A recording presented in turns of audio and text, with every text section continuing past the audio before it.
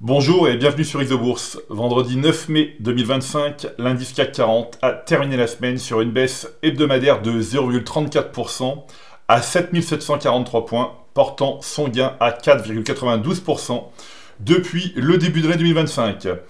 Alors, à l'exception des indices des petites capitalisations françaises telles que le CAC Small et le PEA-PME 150, qui ont approché voire dépassé les 1%, les principaux indices de la Bourse de Paris ont clôturé la semaine sur une note légèrement négative.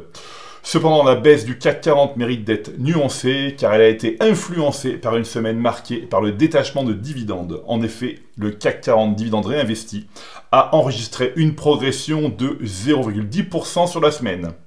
Alors, il est intéressant d'examiner les raisons pour lesquelles les indices des petites valeurs ont progressé.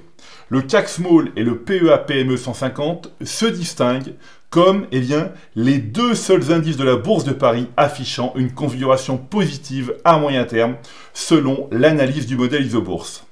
Alors l'indice PEA-PME 150 qui regroupe les 150 petites et moyennes entreprises éligibles au dispositif fiscal français du PEA-PME évolue dans une tendance haussière à moyen terme depuis le croisement haussier des courbes de pression Isobourse 5 et 20 mois validé en février 2025.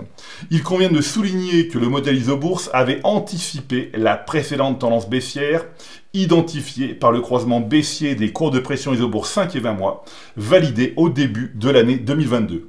Je vous invite d'ailleurs à consulter ou à revoir mes chroniques précédentes dans lesquelles cet indice a été analysé.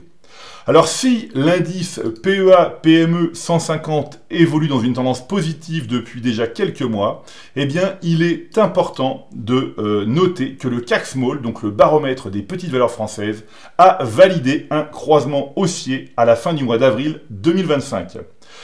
À court terme, nous observons la même tendance positive pour ces deux indices, désormais rejoint par le CAC Mid and Small qui reflète à la fois les petites et moyennes capitalisations françaises.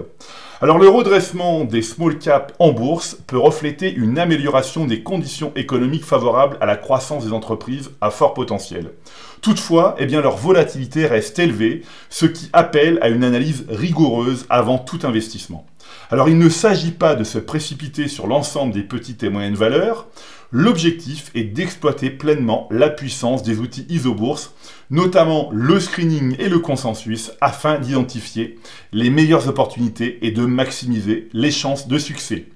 Alors, à moyen terme, l'analyse de la composition de l'indice CAC Mid and Small révèle qu'un plus grand nombre de valeurs restent en tendance baissière qu'en tendance haussière, bien que l'écart se resserre et que la parité se profile.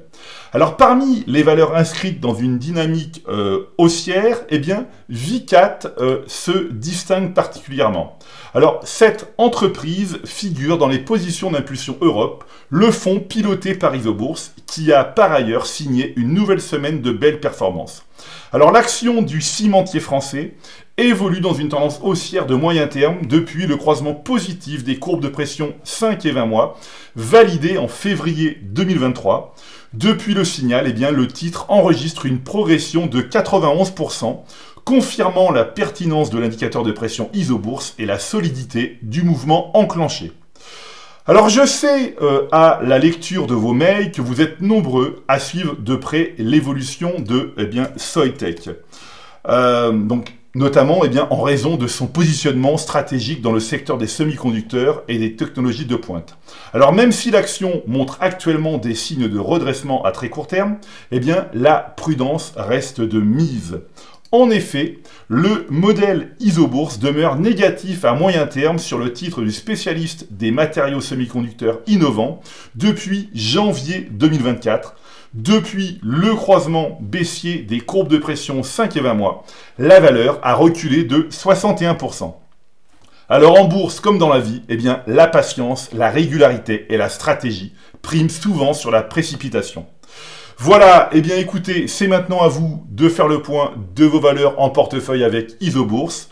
Je vous donne rendez-vous pour ma prochaine chronique et d'ici là, restez avec nous sur Isobourse.